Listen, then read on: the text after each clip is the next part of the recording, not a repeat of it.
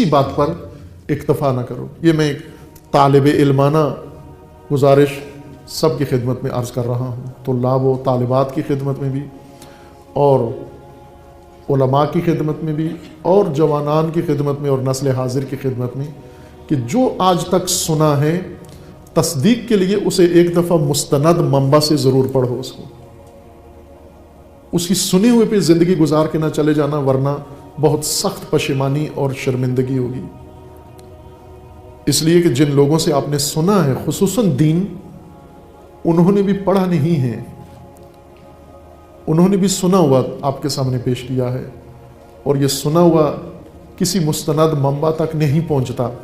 آخر کار اس کی سند کسی ایسے مخترع تک پہنچتی ہے جس نے خود گھڑ کے یہ سب کچھ پیش کیا ہے، بیان کیا ہے.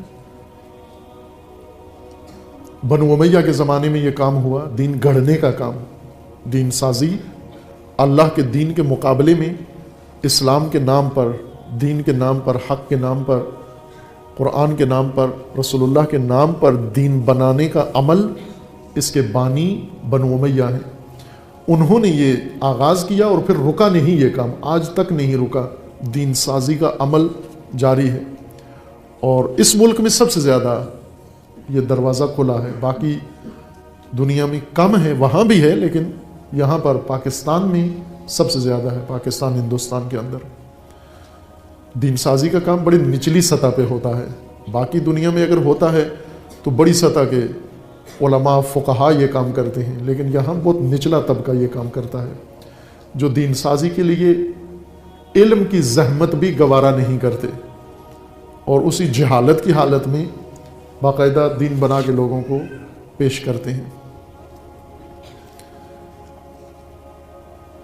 چونکہ خصوصاً پیشہ ور طبقہ جن کا رزق عوام کی جیبوں میں ہوتا ہے، جنہوں نے عوام کے سامنے کچھ دکھا کر اور عوام سے فیس وصول کرنی ہے، معاوضہ لینا ہوتا ہے، وہ ہر چیز کو عوام پسند بنا کر پیش کرتے ہیں. عوام کو کچھ بھی نہیں بناتے، عوام کو کچھ نہیں کہتے. انبیاء اور ان کے کام میں فرق ہے، پیغمبروں اور پیشہ وروں کے عمل میں فرق ہے. پیغمبر اللہ نے مبعوث فرمائے ہیں، ان کا کام عوام کی پسند کے مطابق کچھ بنانا نہیں ہے. نبی اس لیے نہیں آئے کہ کوئی چیز بھی عوام پسند بنائیں، جس کو عوام پسند کرتے ہیں.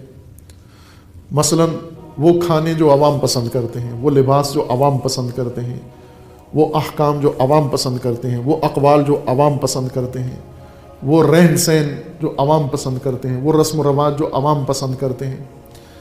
انبیاء عوام کی پسند کے تقاضے پورے کرنے نہیں آئے. انبیاء عوام کو اللہ کے دین کے مطابق بنانے کے لیے آئے ہیں، نہ کہ دین عوام کے مطابق بنایا جائے، عوام کو دین پسند بنایا جائے.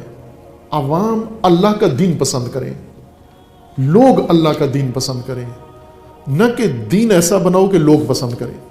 یہ وہ ظلم ہے دین کے اوپر ہوا ہے جو بنو امیہ نے شروع کیا، اور آج کہیں زیادہ ہو رہا ہے. وہ اپنی ضرورت و سیاست و اقتدار کے لیے یہ کام کرتے تھے.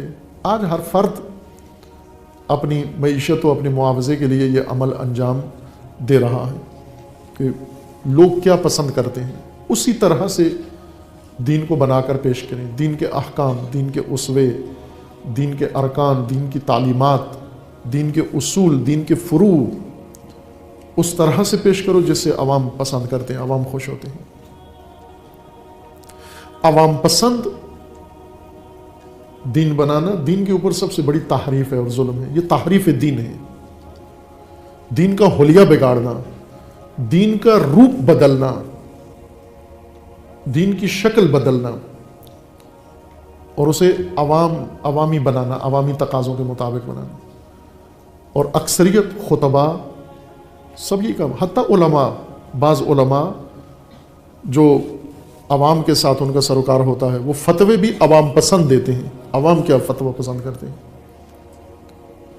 اگر انہیں ممبر پہ آنے کا موقع ملے تو عوام پسند بات کرتے ہیں، بے شک خدا ناراض ہو جائے انہیں کوئی پرواہ نہیں ہوتی، بے خوف ہوتے ہیں اللہ کی بابت، عوام سے ڈرتے ہیں کہ عوام کہیں ناراض نہ ہو جائیں، عوام ہمیں نہ چھوڑ جائیں، عوام ہمیں ناپسندیدہ نہ قرار دیں، عوام ہمیں نامطلوب نہ قرار دیں، عوام ہمیں ریجیکٹ نہ کر دیں، کہیں عوام کے ہر دل عزیز بنتے ہیں۔